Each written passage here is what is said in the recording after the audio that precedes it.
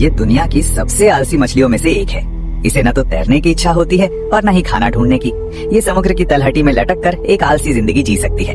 ये है सकरफिश, एक ऐसी मछली जिसने अपने सिर को ही चूषण यानी सकर में बदल लिया है। अभी एक पुराने टूटे हुए जहाज के मलबे से चिपकी हुई हैं। ये इनका घर नहीं बल्कि बस एक अस्थायी ठिकाना है।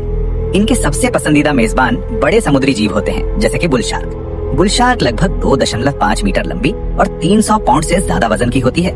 एक खतरनाक शिकारी होने के कारण ज्यादातर मछलियां इन्हें देखकर भाग जाती हैं, लेकिन सकरफिश बिल्कुल उल्टा करती हैं। वे जहाज से निकलकर सीधे बुल शार्क की ओर तैरती हैं। इनके सिर पर मौजूद पंख अंडाकार आकार के सकर में बदल चुके हैं, जो दिखने में जूते के इंसोल जैसे लगते हैं, लेकिन डिजाइन बेहद शानदार होता है। जैसे ही ये चिपकती हैं, तुरंत पानी बाहर निकाल देती हैं, जिससे जबरदस्त दबाव बनता है।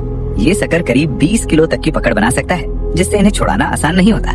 बुल शार्क इनके लिए लगभग परफेक्ट मेजबान है। एक खतरनाक शिकारी के साथ चिपके रहने से सकरफिश की सुरक्षा भी हो जाती है और उन्हें खाने के बचे हुए टुकड़े भी मिल जाते हैं। हैरानी की बात यह है कि बुल शार्क को इससे कोई दिक्कत नहीं होती।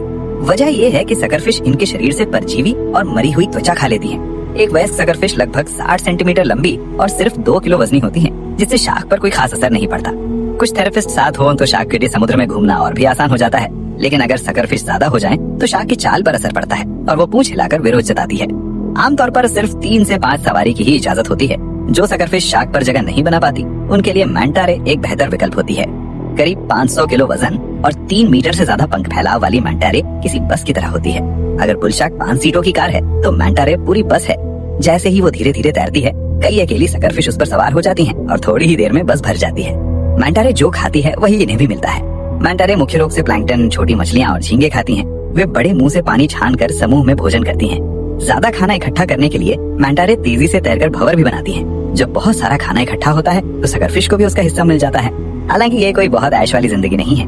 हर साल जब लैंटन फिश का प्रजनन मौसम आता है, तब मैंटा रे प्रशांत महासागर के तट की ओर जाती है। उस समय अरबों लैंटन फिश समुद्र की सतह पर आ जाती हैं। छोटे आकार की भरपाई ये मछलियां अपनी संख्या से करती हैं, जिससे कई शिकारी आकर्षित हो जाते हैं।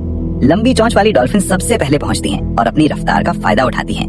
वे समुद्र की गहराई में गोता लगाकर लैंटन फिश के भागने का रास्ता रोक देती हैं। इसके बाद येलोफिन टूना मछलियां आती हैं, जो 60 किलोमीटर प्रति घंटे की रफ्तार से लंबी दूरी तय कर शिकार करती हैं। धीमी गति वाली मैंटा रे थोड़ी देर से पहुंचती हैं, लेकिन अपने बड़े मुंह की वजह से बची हुई मछलियां पकड़ लेती हैं। जैसे जैसे और शिकारी आते हैं, सिर्फ 15 मिनट में पूरा इलाका साफ हो जाता है। चारों तरफ बस चांदी जैसी चमकती मछलियों की परतें रह जाती हैं और फिर समुद्र दोबारा शांत हो जाता है।